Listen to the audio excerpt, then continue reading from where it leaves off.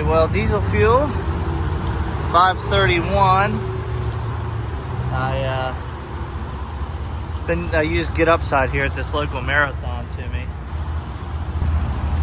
I went over how I save money on fuel on my main channel, so go check that out. I'll probably have it linked. Linked in the description below. This is 531 here. It's 17 cents off, or 17 cents cash back here per gallon. So save a little money. And this is, if I'm headed west, this is probably the easiest fuel station to get in for me local to my house. But we're in the Ford, we're in the 6.7. We're going to pick up a load of truck beds that delivers tomorrow. Excuse me, Monday. Today's Friday. I almost got the 7.3 back together, but the trailer was already hooked to this, and I just got to run across town, grab the truck beds, and come home. So there's no use in unhooking the trailer and all that, hooking it to the mega cab, or risking no real test drive on the 7.3. So we'll get fuel here probably.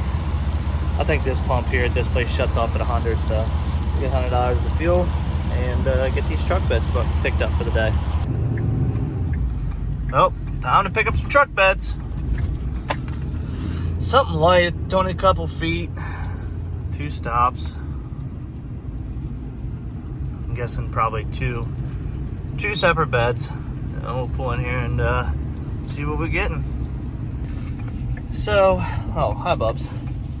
Hey, I forgot to mention that I have the opportunity to buy I was out of the truck for a minute, buddy. I have the opportunity to buy a 40-foot trailer at a really good deal. It's brand new. I can't really discuss the price because it's kind of a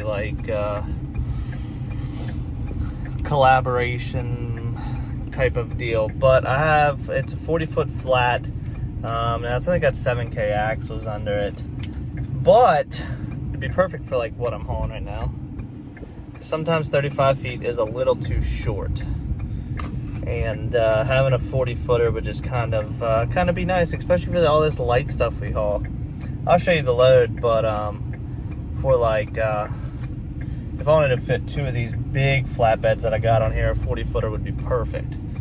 But I have an opportunity to buy it. I kind of got to look through the contract and the pricing. It's not like give it to me for free. It's just kind of a deal, and hopefully they're gonna like build it for me. So I could put 8,000-pound axles under it, but I really don't need it. Like, the only thing I really would want is going to be either just put 14-ply tires on it right away, or put like 17.5s on it.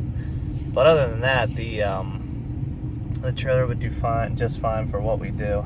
And it would have like slide out ramps, which I would probably just put aluminum ones with it and things like that. So we'll see how that turns out. I didn't really want a trailer, but 40 foot and just what, like, all the light stuff I move is kind of just need to go ahead and buy one. I've been kind of putting it off and just making the 35-footer work. And then again, like, well, I'll have the 35-footer, so, you know, if I get in an operator that doesn't have a trailer and doesn't have a Class A, they can run the Gator, and I can make it a company trailer and then run the 40-footer myself, or, you know, whatever may happen. So we'll see what happens. I'll probably update you on that sometime next week. And I just require a deposit down. It's like $1,000, and then I can't discuss the rest of the price. So stay tuned. Maybe we'll have a 40-footer. I'd like one.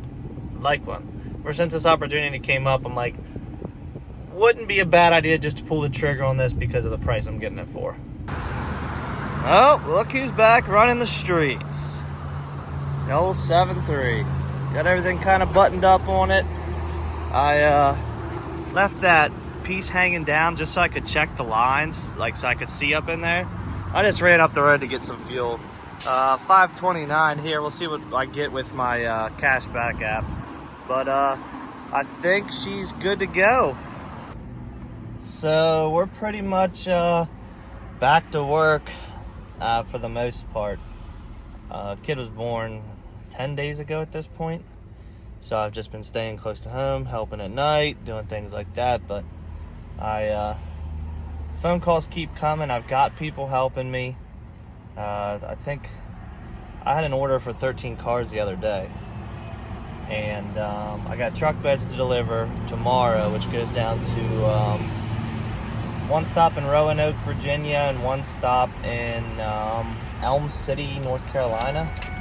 So I just got to get back to work, get making money, and keep these customers happy. So I got a guy helping me that he has hauled cars, probably 20 or so cars for me before, for one of my customers. And he kind of stays local, like Manheim, PA, Fredericksburg, Manheim, and comes back to like the Hagerstown area. So I think he lives out of like Harrisburg or something. But he's been doing a great job. So I've been definitely appreciating his help because an order of 13 cars, and he's only got a 2-car, and I'm giving him good money, and I'm not even making any money off of him hauling them, which is kind of, not smart business, but I gotta get them moved. I gotta keep these customers happy, and I'll move some myself on Thursday. I'll get some moved myself, and that'll be all 13 will be done. We have an extra straggler for a different customer there, so it's like 14 cars total. I'll at least do 6. He'll probably I might have him do 8, and I'll haul 6, because that'll be 4 loads for him and only 2 for me, and then they'll be done, and the dealership will be happy. But let me finish filling this thing up, and I gotta tell you guys a little update on a little boo-boo. So what had happened was there's a trim piece on a trunk of an SUV that I took to Texas. The trim piece I had noticed it when at one point going down the highway, I noticed that it was flapping in the wind. And I got a little concerned, so I just stopped and I pulled over to see like what it was, and it's like they're like just push pins that hold this on, and the holes for the push pins were like I say like hollowed out, like from the vibration. It's just like plastic on plastic, and I guess it hollered those holes out enough that it was never going to stay secure. So I like popped it off and I put it in the car, and I was like, I gotta, just instead of it coming off, breaking glass or flying off and hitting somebody else's car, I'm just gonna take it off, and when I get to the customer in Texas, I'll show him it.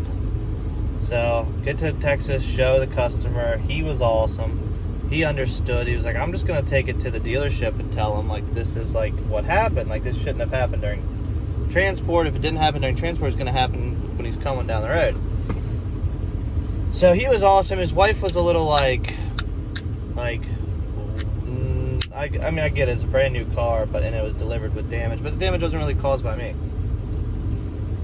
So I was like, he was like, I'm gonna go to the dealership, I'm gonna tell them, and see what they'll do. Maybe they'll replace it under warranty. Well, trying to find out, dealership's like, nah, the transporter must have done something. He must have hit the lid or something, which impossible to hit the lid with.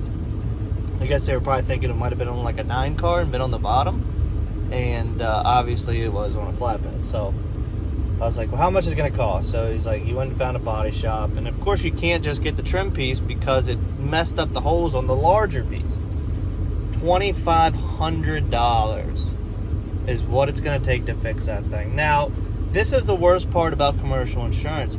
You got to pay, almost $3,000 a month in insurance for the company, and scared to even make a claim because it could go from 3 to 6 just like that for a $2,500 claim. So obviously I'm going to pay out of pocket for it, but it just kind of sucks that you pay all that money for insurance and then you're so scared to use it. So I don't know, it's frustrating. So we're just going to pay for it out of pocket. But the reason I'm really frustrated is because if I would have broke it, like hit it on something or whatever, I'd feel better knowing I'm paying, excuse me, I'm paying for a mistake I made rather than like something from the manufacturer or whoever put it on or whatever. But that's the story, and I'm sticking to it.